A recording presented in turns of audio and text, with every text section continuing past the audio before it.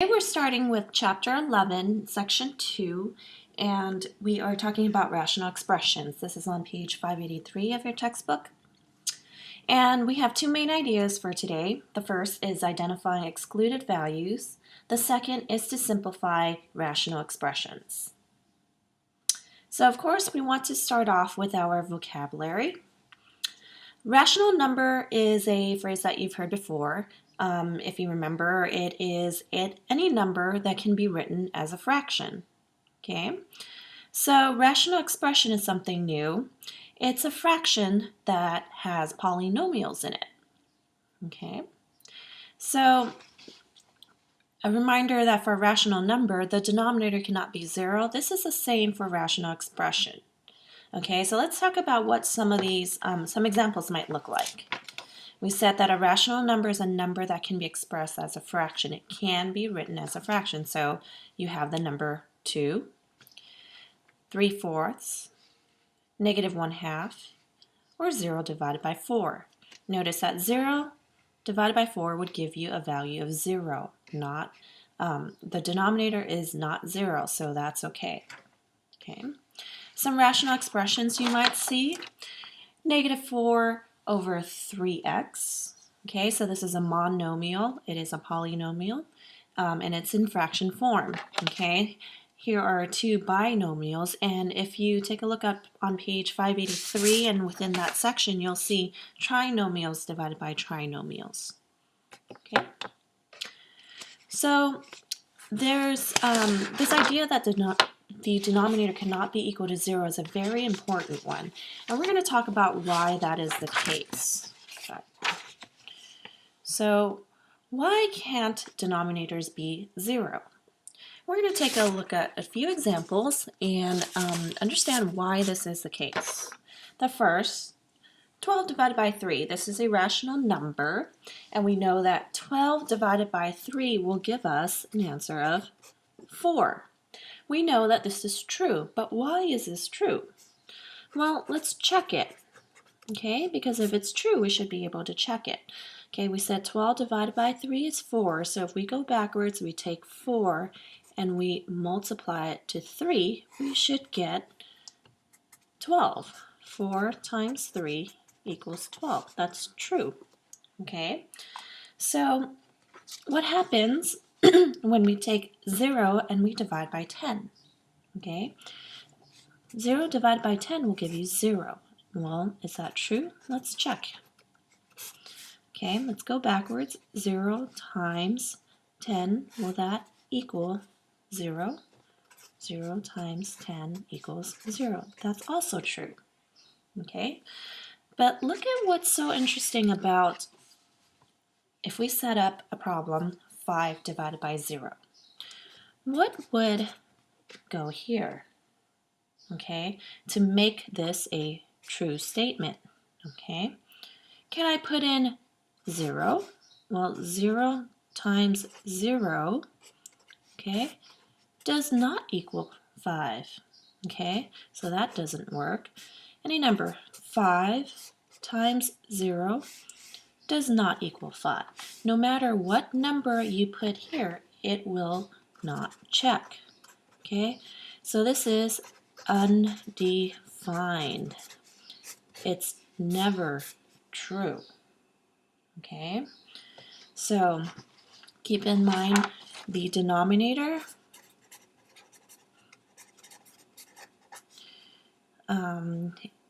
in a rational number or expression can never equal 0. Okay, I know we've written this a couple times already, but it is a very important concept to understand. Okay, so the first thing we want to do is we want to talk about identifying excluded values. And we're going to take the idea of denominators never being able to be equal to 0 to identify what we call excluded values. And to abbreviate, I'm going to use EV, okay, for excluded values. Let's take a look at this first example. we said that the denominator can never be 0. Okay, so in what circumstances would make 3 times x equal to 0? Okay, well, what we can do is we can set it equal to 0. We can solve, divide by 3, x is equal to 0. So what we're saying is the excluded value, or in this case, EV going forward, is x can never be 0. Okay, because if x is 0, this will make the denominator 0, and that makes this whole rational expression undefined. So before we even do anything, we need to state what the excluded values are whenever you have a rational expression. Okay, let's take a look at example number 2. Okay, again, we are saying that we can never have the denominator equal to 0. This cannot be equal to 0. Well, let's think about a case when it might be equal to 0. And to do that, we're going to have to factor. Okay, so you might remember our x box, or in this case, there's no variable, there's no a value. It's actually coefficient of 1, so we don't need to box it. We can just take a shortcut and do the x. So we have negative 36 here, negative 5, and it looks like our two factors would be negative 9 and a positive 4. So this factors out to x minus 9 and x plus 4. Okay, what I'm going to do right now is I'm going to factor out the GCF in the binomial in the numerator. I know that the GCF is 4. Okay. All right, so let's take a look at the denominator since we're talking about excluded values. Okay, so we said again that this whole piece cannot be equal to 0. So we're going to look at when would that be the case. Okay, when would x minus 9 as a factor be equal to 0? And when would x plus 4 as a factor be equal to 0? If we solve this, plus 9, if x was 9, it would make this binomial 0, minus 4. If x was negative 4, it would make this factor 0. Okay, and that would make this whole denominator equal to 0. So our EV, or excluded values for this example, are x cannot be equal to 9 and x cannot be equal to negative 4. Okay, in this case, we have two excluded values because if that was the case, either of these factors would be equal to 0, and a 0 times any number would be 0, making the denominator 0, and we don't want that. Okay, so first step was identifying excluded values. The second step is going to be to simplify. Okay, simplify our rational expression. Okay, so there are a number of steps, and go ahead and write those down.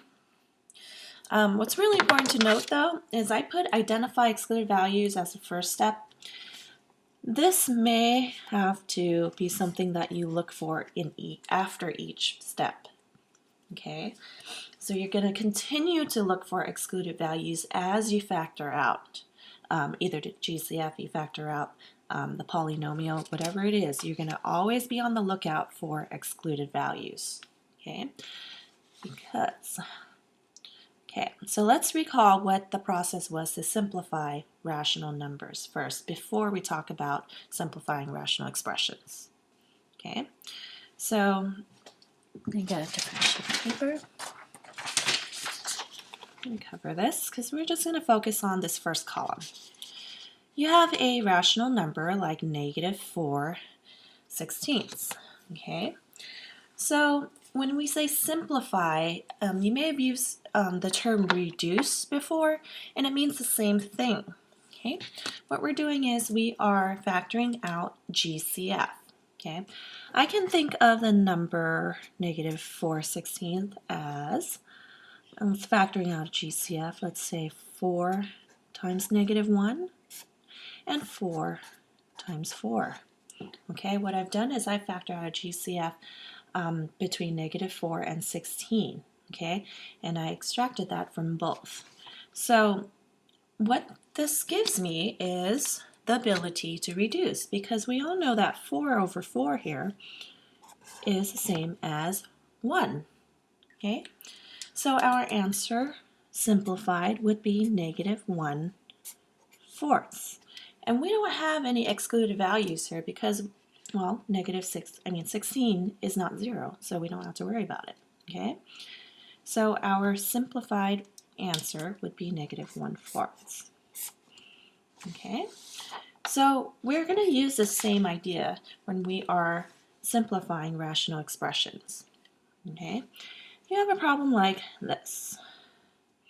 Okay, first off, let's think about excluded values.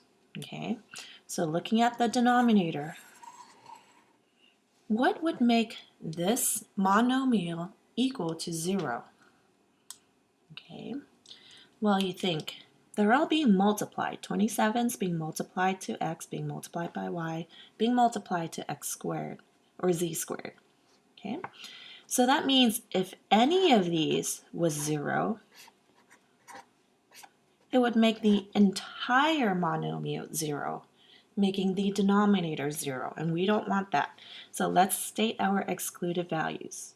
X cannot be 0, y cannot be 0, and z cannot be 0. Okay, let's get that out of the way first. Okay, and now just like we did with the rational number, we want to factor out a GCF. Okay,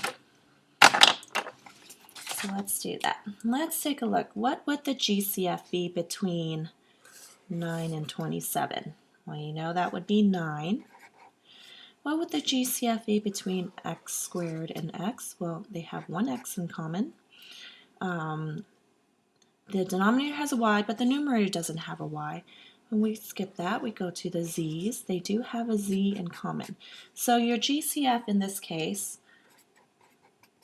is 9xz. So what we're going to do is we're going to break it out. So we have 9xz in the numerator times, what's remaining would be an x over 9xz, and you'd have 3 remaining, a y and another z. Okay, so what we've done so far is we've factored out a GCF.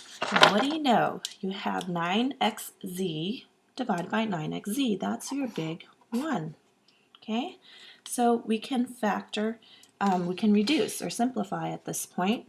So our rational expression can be simplified to x divided by 3yz. Okay, and again, we're going to stop and we're going to check for any other excluded values that might pop up. Let's look at our denominator. Well, y can't be 0 and z can't be 0, but we already stated that, so we're okay. We can move on. Okay?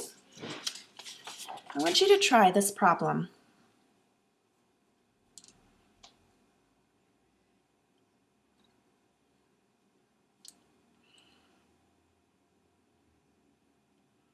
Okay. What are your excluded values? What would your GCF be? And simplified form. And what is that? Okay. Let's walk through this with you. Excluded values, first off, x and y cannot be 0. Okay, so we say x cannot be 0, y cannot be 0. Okay. GCF, let's see. 32 and 4, I have a GCF of 4. X and x to the 5th, GCF would be x. Y squared and y to the 7th, my GCF would be y squared. Okay, well, let's extract that. Let's undistribute. I would have 8x to the 4th in the numerator, 4xy squared. That would leave me with y to the 5th. Okay, so here we have our big one. Simplified version, you would have 8x to the 4th divided by y to the 5th. Okay, so this would be your simplified answer.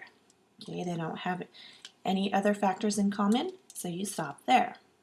Okay, and we also said that y, our denominator, cannot be equal to 0, so we already stated that, so we are good to move on.